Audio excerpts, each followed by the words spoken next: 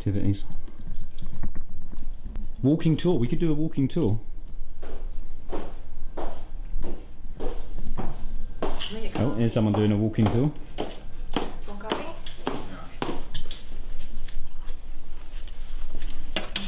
Thanks.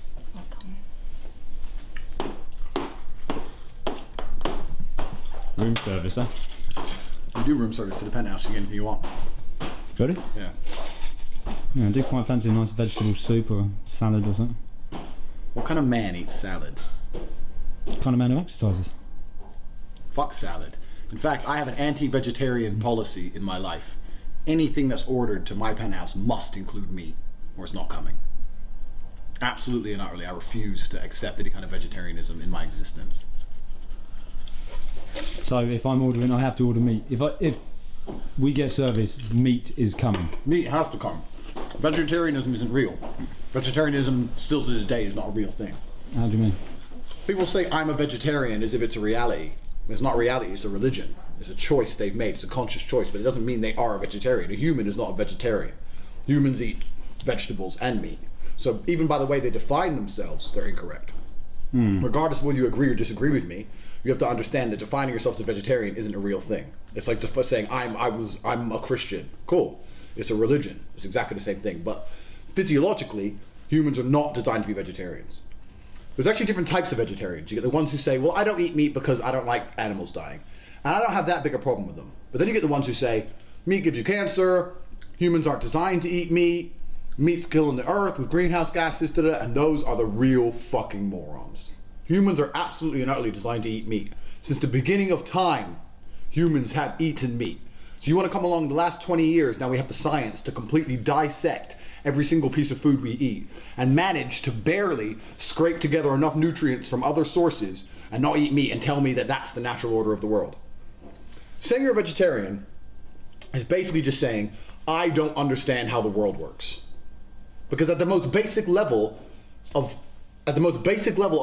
this planet, something has to die for something else to stay alive. At the most basic level of this planet, something has to die for something else to stay alive. A frog will eat a fly. A lion will eat an antelope. You'll not find an example anywhere on this planet where something's life isn't dependent on something else dying. That's the natural order of the world. I'm not saying it's a nice thing. I'm saying it's realistic. It's realism. To just sit and say, I eat cows die, and that means I get to live. That means I live in the real world. If you want to sit there and go, nothing should die, and I should eat grass, and then when your body's not designed to do that, you are basically just rejecting a real world view. To me, if you sit and say humans should be vegetarian, it's the same as saying I don't believe in gravity. It's like literally just throwing away any concept and any understanding of how the universe functions. And that's why I have an anti-vegetarian policy. You want to be around me, you're not allowed to be a vegetarian. The people who are around me understand the world. You have to understand how the world really works. I'm not going to live with a bunch of people in some fairyland bullshit thinking humans can live on grass and people shouldn't eat meat. And it's not just vegetarianism. There's lots of things. People say I'm a pacifist. I don't believe in violence. Of course you don't believe in violence. I'm not a violent guy. Until someone breaks in your house and wants to hurt your family, then you got to get violent. You have to understand that the world needs balance. So pacifists are full of shit. Vegetarians are full of shit. Some things that happen in the world aren't particularly nice. War isn't nice, sometimes it's necessary. Killing animals isn't nice, sometimes it's necessary. That's the reality of the world. That's the nature of the food chain. That's how the whole planet functions. To come along and say, oh, that's not how it is now because you fucking read something on the internet and decided to start living on carrots when you were 14. Fuck you. And most of the time it's chicks. Some fucking 3 fucking stone chick who lives on carrots wants to sit and tell me, a big man, not to be having food. You shouldn't eat that. What should I eat? Fucking couscous? Fuck you. So you can live on couscous. I got shit to do. I ain't fucking powering my body on couscous. What's wrong with you? So nice they named it twice. So, fuck couscous.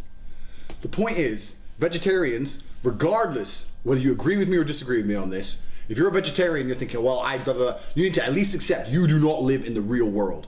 The entire animal kingdom functions on something's death for something else's existence. That's how it entirely functions, and you want to come along and say that's not right. You might as well say gravity isn't real. You live in a fucking fantasy land. Humans eat meat. We're designed to eat meat. I eat meat. Lots of people eat meat. Fuck your carrots. Fuck you. Do a banner. Fuck vegetarians. Fuck vegetarians. I want that banner throughout this whole episode. Fuck vegetarians. Tired of their bullshit. So if you're gonna order some fucking room service, it needs to have a steak. We'll have a steak. Yeah, a steak. We'll have a steak. New policy, to any vegetarian who watches this, for every steak you don't eat, I'll eat 2. Watch me. I'll hit the gym, biceps will be bigger than ever before. The souls of dead animals power me. I'll be a unit. I'll be massive. That's the biggest meat eater in the world. And when I walk up all 200 kilos of meat to your hippie convention and rip all your fucking heads off, you're gonna know what a real human being is. How is he so strong? How did he destroy 1 million of our hippie warriors? Because I eat fucking meat. Fuck you. Yesterday, I nearly died. Genuinely, yesterday was the closest I ever came to death in my entire life. And I want you to understand that I am the best of the best. The only reason I am breathing is because I'm a fucking ice cold professional. Any of you watching this video, if you were in the same situation I was in, would be dead. I say with 1000% confidence, I don't know any other motherfucker alive who could have done what I did yesterday. I'm that good. So I'm driving. Now, it's hard to explain how Romanian roads work, but it's a dual carriageway going up a mountain. So when you're coming, there's 3 lanes on mountains. The lane coming down is 1 lane. But the lane coming up the mountains is always 2 lanes because the trucks go very slowly, they move to the side. So I'm going up the mountain. Coming down the mountain is gridlock traffic, gridlock.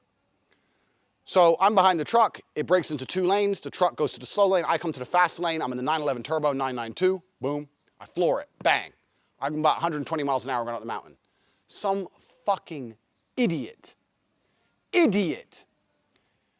comes round the bend, coming directly at me head on, the other way. So he's in my lane. He's on my side of traffic because his traffic's gridlocked, and he's flooring his Ferrari 812 super fast, 150 miles an hour, heading at traffic in the wrong direction.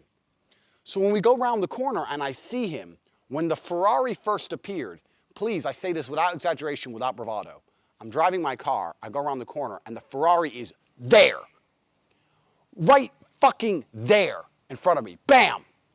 812. Now, this is fucking death.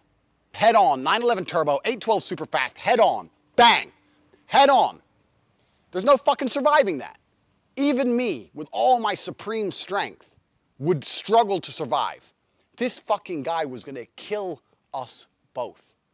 He's on my side of the road, 150 miles per hour at traffic. Fucking absolutely unbelievable. So when the Ferrari appears, let me tell you what amateurs do, because you're all amateurs. I'm a fucking professional.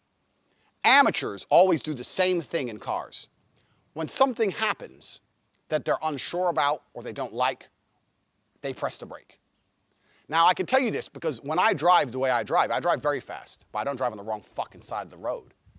But when I drive very fast and I'm zipping in and out of cars, let's say there's a person in the car and they see me behind in the rear view zipping in and out very quickly, they start to panic because they see a Lambo coming up out of nowhere and they press the brake. Even though there's nothing in front of them. Because somebody's coming up behind them really quickly, they just press the brake. People press the brake. That's what they do. In this scenario, if I would have touched the brake, it's over. There's no time. You cannot brake. The Ferrari is, without exaggeration, I could see the man's face. The Ferrari was so fucking close. The Ferrari is there. There's no time to brake. Brake what? So I'm driving, Ferrari appears, and I'll give you, this is real world. I'm driving, Ferrari, in fact, it was a left-hand turn. Driving, left-hand turn, Ferrari appears, and I fucking hard, bang, full right lock the Porsche 911 and lose control of the car. This is why I'm the best. I'm saying this without bravado. I mean this. What I did yesterday was fucking legendary. If I had a dash cam, it would be a billion hits on YouTube. I'm having dash cams installed in every car tomorrow. I fucking full lock the Porsche right, lose control of the Porsche. As I'm fighting to regain control of the Porsche, I'm heading for the concrete barrier. While I'm fighting to regain control of the Porsche, I glance at my rear view and I see him, he's lost control of the Ferrari. This is the difference. I regained control of my car without hitting anything. Regained control of my car without hitting anything. He slid off into a truck. Now, that's not the end of the fucking story, because I was furious. This motherfucker almost killed me.